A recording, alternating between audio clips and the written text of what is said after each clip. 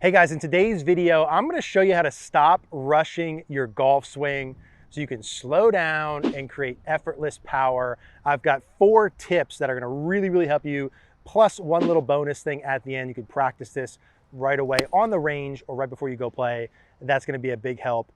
Let's dive right into tip number 1. Now, when we look at a good golf swing and we measure it, what we'll see is that the tempo, or the ratio of the tempo in a good golf swing, is about 3-to-1. And what that means is the backswing takes 3 times as long as the downswing. So from setup to the top, compared to the top back to impact, it takes 3 times as long to make the backswing as it does the downswing. So inherently, we're already going to be going faster when we come down than when we went back. Now, while that's true in terms of measuring it, I don't want you to think about the swing that way. In fact, to stop rushing, to create effortless power, we want to think more about a 1-to-1 tempo ratio. What I mean by that is, in your mind when you're swinging, I've got a 9-iron here, I want you to feel like when you go back and down through impact, that it's a 1-to-1 ratio. I'm back for 1, through for 2. I'm back for 1, I'm through for 2. Having it be more 1-to-1 and feeling like it's the same is going to provide us with that 3-to-1 anyway. Again, the downswing's already going faster than the backswing. There's no need to increase that anymore. If anything, we want to feel like that levels out a little bit. So what I want you to start here, just to begin with, is simple. Back and through, 1-to-1. So it's 1, 2. I don't feel like I'm adding any conscious acceleration on the way through. I don't feel like I'm going faster on the way down. I don't feel like I'm going slower on the way back. I feel like the whole motion goes the same speed with all clubs. And you could have a simple 1-2 idea there, or you can do something like I do when I play and go back through. So I go back, through. And my tempo feels as though I'm keeping that the same all the way. When I'm able to do that, as well as my students, I never feel rushed or lots of tension and the ball pops off the face. That's tip number 1. Tip number 2 is going from point A to point B. See, a lot of players that I work with who tend to rush too much, and this might be you as well, put a lot of focus on the golf ball and swinging at or to the golf ball. And I find that when we focus on the golf ball and swinging at the ball, that we tend to rush in transition. Instead of rushing in transition and focusing on the ball, I want you to focus on going from point A to point B. What I mean is, just like that 1 back, 2 through tempo we have, I want you to think back to my trail shoulder, through to my lead shoulder. So I'm not going from here and then at the ball. I'm going from here, my end of backswing, right through to here, my follow through. As if there's nothing even going on in between the two. As if I'm not trying to do anything through the golf ball, that I allow impact to happen. And I know if you're someone who rushes and swings at the ball, this is going to be super freeing compared to normal. You're going to hit the ball much more solid. It's going to feel much better. So we're going back 1, through 2, but we're also going back over the trail shoulder from point A right to point B. I'm trying to go from that backswing to my follow through with nothing in between. 1 back, 2 through, right from backswing to my follow through.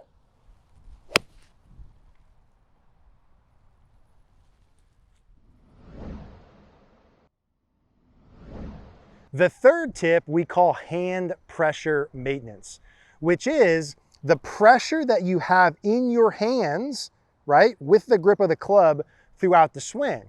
Now, there's a little trick here. Most people come in, they say, Eric, what should my grip pressure be at setup? And that's kind of what we're all focused on. And I think that's less important than the pressure that you maintain throughout the swing, especially at 2 key categories, which is the start of the swing and the start of the downswing. What do I mean by that? Let's say you take your setup and you're on like a 5 out of 10 scale. Some players I work with are a little looser. Some players are a little bit tighter. I think 5 out of 10 is a good place to start.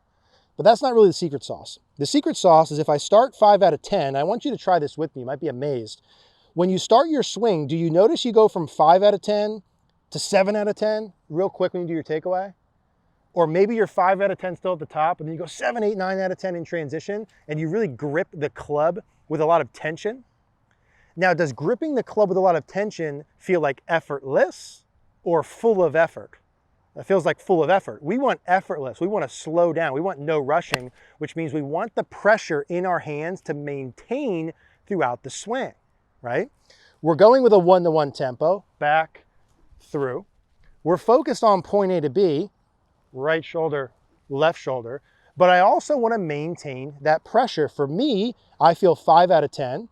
I feel like it stays 5 out of 10, stays 5 out of 10. Now, for some of you who grip it really hard, that's going to feel like you have less control of the club than normal. That's okay. You've been choking it out. Okay, you're going to have a little bit less control. You're not going to have any less control of contact or the golf ball. It's going to feel a little bit looser. That's a-okay. Okay, so we're 5 out of 10. We're not going to grip it harder right away, and we're not going to grip it harder when you come down. If we measured your swing, the grip pressure, hand pressure will change some, but from a feel perspective, we want to maintain that. Okay, we've got a 1-to-1 tempo. We're going back over the right shoulder, through over the left, and I'm going to feel my 5 out of 10 in my hands stay the same back and through.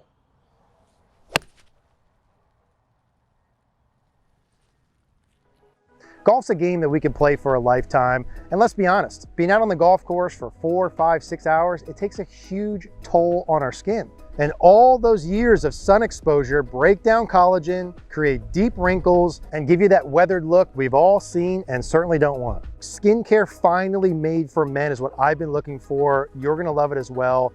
I've been using Caldera's light regimen for months now, and the texture's incredible.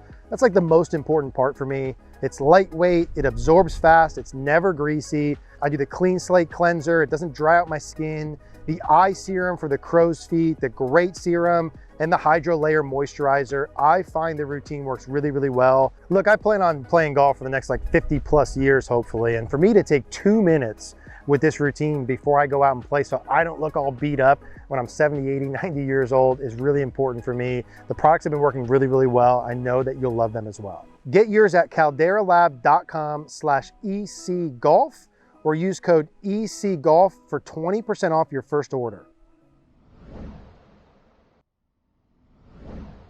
Okay, tip number 4 is probably my favorite one and the one I focus on even the most when I go play, which is reducing tension.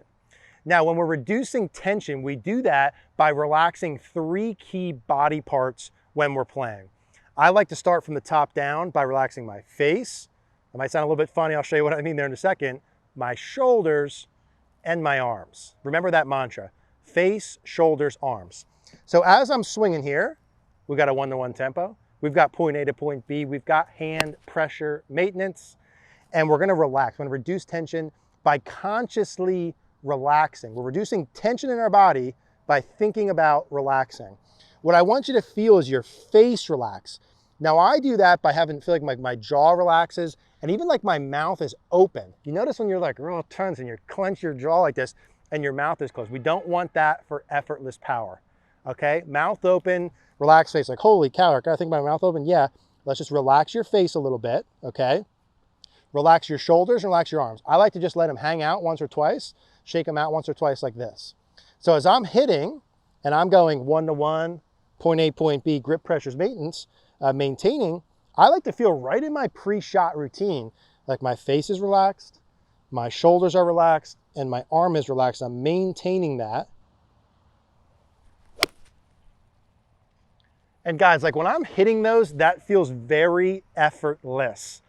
Like, you know you're doing this wrong when you go hit balls and it takes a lot out of you. Like you feel really tired and you're working hard from hitting balls. That's too much effort. When you do this, like that ball felt like I was hardly moving. It should feel like it's not taking a lot out of you physically, okay? That's what these things are gonna help you with. But I'm really feeling my face relaxed, my shoulders relaxed, and my arms relaxed through the whole motion.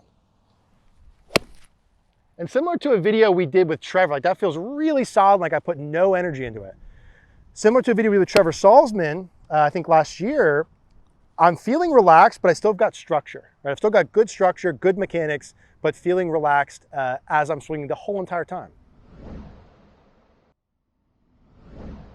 Now, just as an added bonus, right, we want to put those 4 pieces in the swing to create this effortless power. How I like to practice this, I just want to show you here. You can do this in practice or right before you go play. I do this all the time to help me find that good tempo so I'm not rushing. I've got a 9-iron. I usually do this with a 9 or an 8-iron. Ball number 1, right, to do this leapfrog drill I'm going to show you. Basically, I want you to make a full swing and hit the ball about as short as you possibly can. So this first one, just to really loosen up the tempo for this, doesn't matter if you don't hit it perfect, I'm going to make a full swing and hit it about as short as I can. So that ball carried probably about 70 yards, to give you an idea. Now, leapfrog works in that the first ball went 70. Every additional ball, I'm going to hit 20 yards past the previous one. So if my full swing, as slow as I can, went 70, this next one, I'm going to try and go about 90. Doesn't need to be perfect. You're just trying to go a little bit farther. Now, I'm making a full swing every time throughout the drill. So how I go a little farther is just increasing my tempo slightly. 90 yards. There we go. That was pretty good. That was about 85. So we'll call that, about 90. Now I'm going to go about 110. So I'm ramping it up a little bit, still keeping all those things the same. Hand pressure, back and through 1-to-1. Feeling relaxed. There's my shot, about 100. Not bad. I haven't done this in a little bit. 110. And then we'll go 130. Same feels. And I'm feeling like I'm keeping that tempo the same back and through, just increasing that slightly. Here's my kind of 150, which is pretty full. There we go. So that's my leapfrog. So tactically, if you want something to do of like, how do I actually practice this stuff? You want to do that little leapfrog. That was like 5 golf balls. So that should be short and simple and easy. But those 4 tips are what I've been using. I've been working with my students for a long time on. They're going to really, really help. I know some of them seem simple, but they're simple on purpose. It should really help with your tempo, your rhythm, etc. If you want some mechanical help with your swing, help you go to the next level, go to cogornogolf.com, send your swings in. Consider subscribing to the channel. If you haven't subscribed yet, we'd love for you to subscribe down below. Click that like button, leave me a comment if you have any questions. Thank you guys for watching. If you want to watch more like this, check out this video next.